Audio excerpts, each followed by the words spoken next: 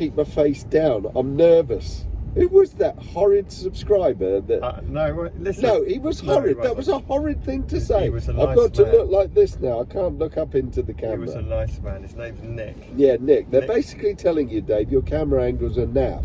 You should get my face like this. Not like that, right? Nick Fury. Fury? I was furious. Fury in you, isn't it? When I told my wife, people have been telling me that I've got to cut my nose there, she actually said, thank God. I suspect he was talking about me more than you, because you tend to be a bit better trim than I do, but maybe it's both of us.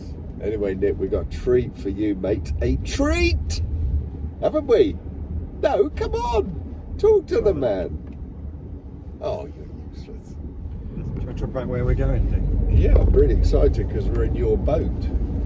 When I told Jill where we're going this morning, she said, is that the place where we were worried about drying out because there are trolleys in what becomes a drying height? I said, yeah, that's the place. She said, well, you're not taking our boat there, are you? I said, no, taking Dave's.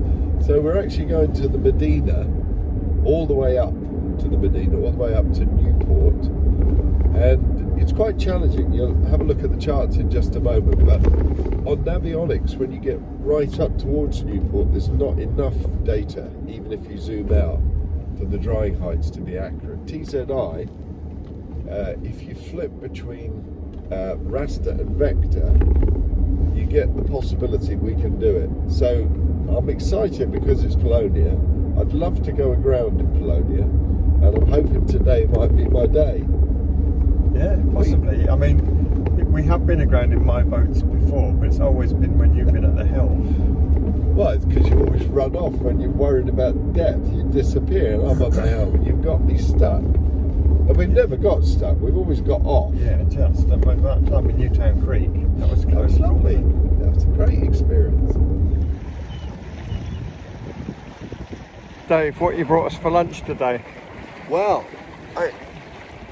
we weren't going to go out, weren't we? And we probably still should grab a drink in Newport just to say we've been ashore. But I have actually got today in a box Emmental, Red Leicester and strong mature cheddar grated, ready to make a sourdough 3-cheese toasty. Sandwich then?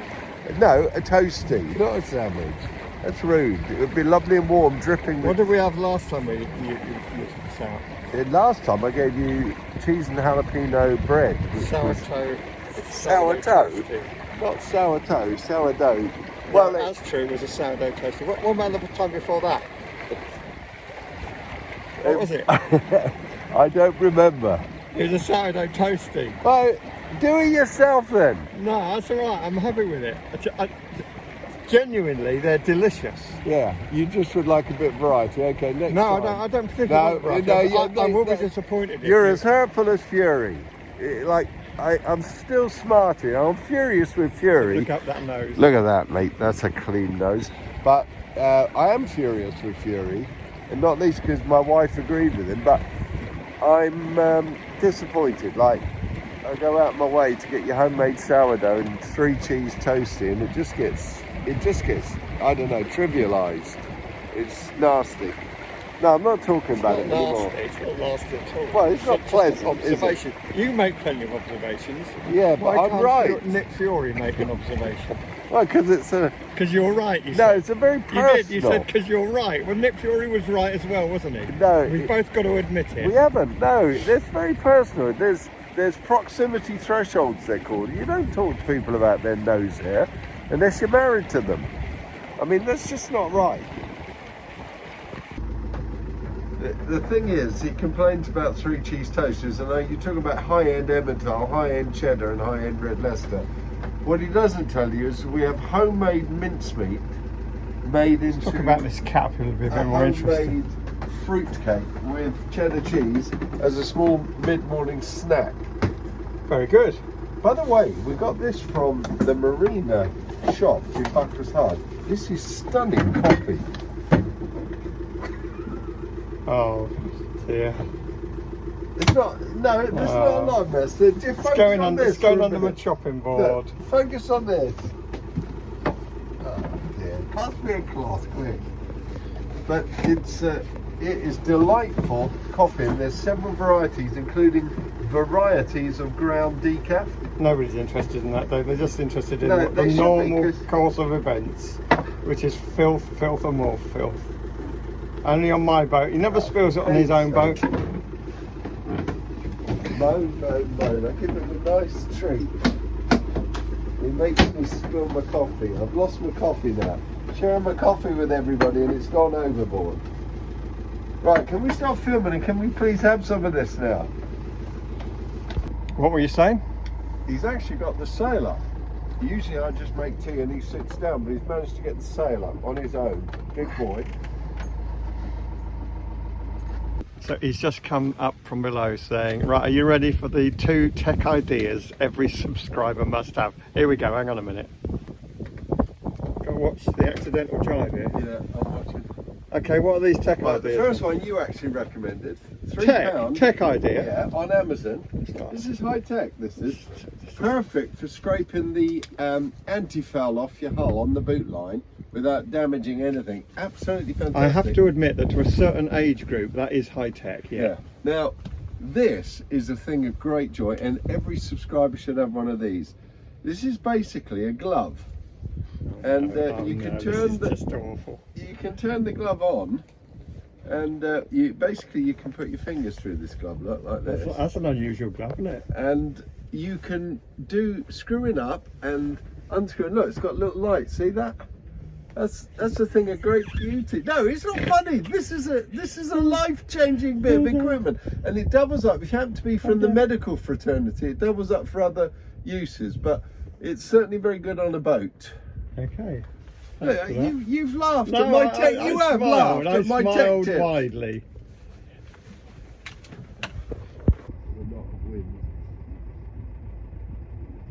Absolutely stunning. I mean, this is back end of November.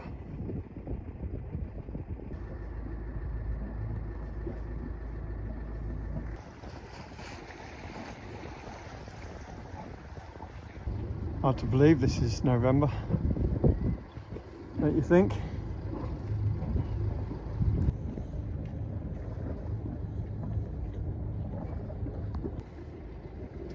But they've extended the outside, which I think is really nice. Say again?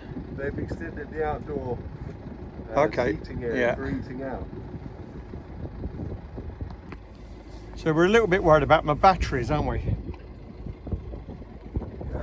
Yes, we are. I mean, one of the things that went through my mind in terms of what we might record today was what is expected of a good yacht master? Like, what are the gold standards, bronze standards, and I raised this. dirty brown standards? I raised this not for some offensive. No.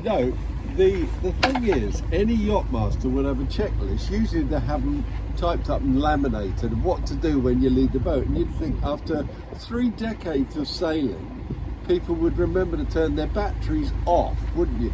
And even more so, you'd expect them to never leave lights on when they're away from the boat for 3 weeks. So with that introduction, do you want to confess your sins?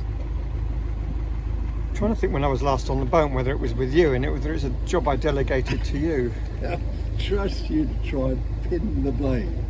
Yeah, I left my batteries on, and my bank, I think I've got about 480 amp hours of house bank, was quite low, and I'm worried that I might have damaged my batteries, but time will tell. We're charging them all the way. We'll see if they hold a charge on the way back.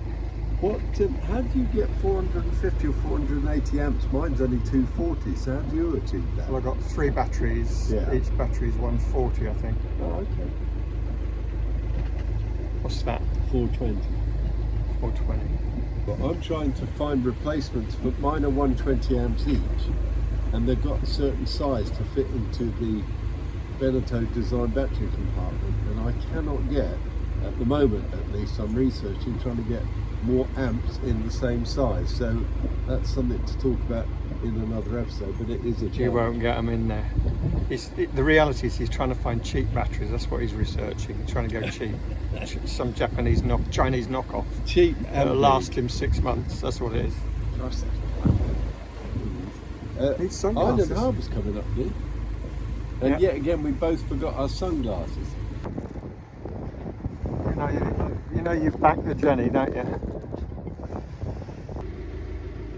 So we're heading into the green stuff right up to the end of the river, and if you believe boaty tides, which I believe are more accurate, we've just about got enough water. If you believe Navionics stroke TZI, we probably haven't got enough water, so we're about to discover which one's more accurate. Island Harbour, disappointing last time we were there. We've really had some good times there. It's a lovely spot to walk into Newport, isn't it? Yeah, great. The staff are usually great. Staff are superb in the lock, and there's plenty of room for visitors, but no restaurant at the moment. Heads and facilities are pretty good. This is where they build the turbine blades, and you favour the western side of the channel as you go past this building. Got reds and greens down most of the way, then there's a transit which we'll look at further down.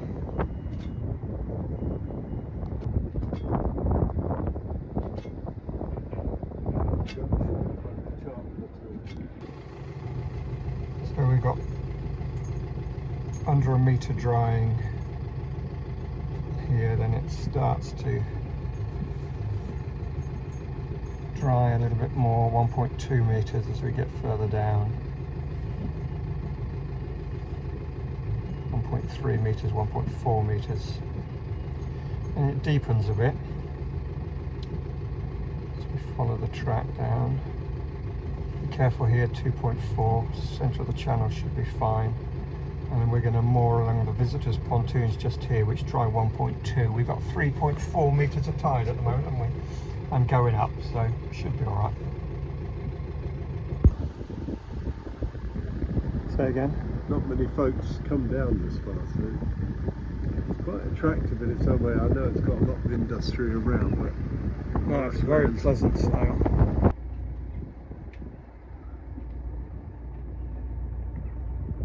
Got Hydro 1.9 and we've come in comfortably on a 3.4 metre tide, so far, yeah. We've got the shallow bits to come, but I think we'll be fine.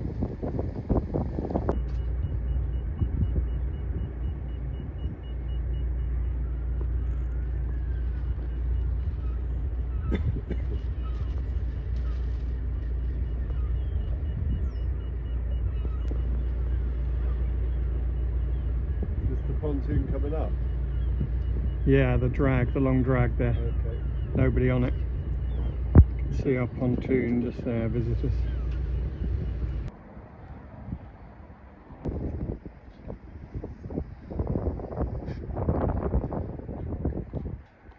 So what's your verdict?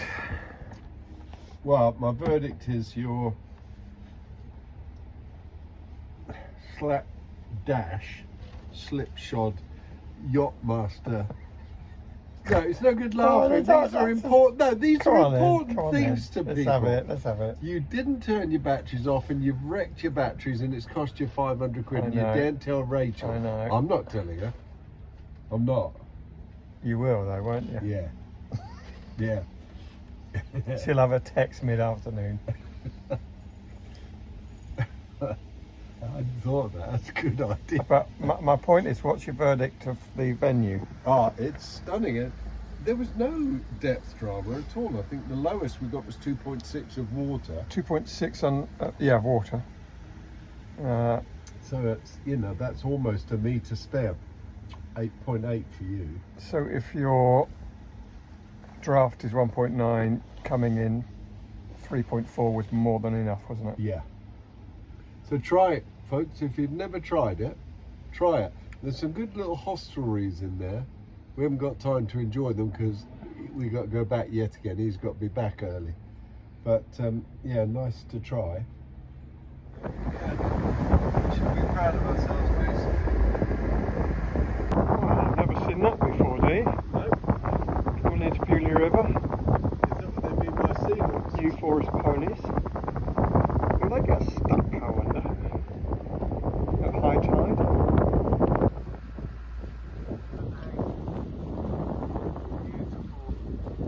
loves to put his mainsail to bed.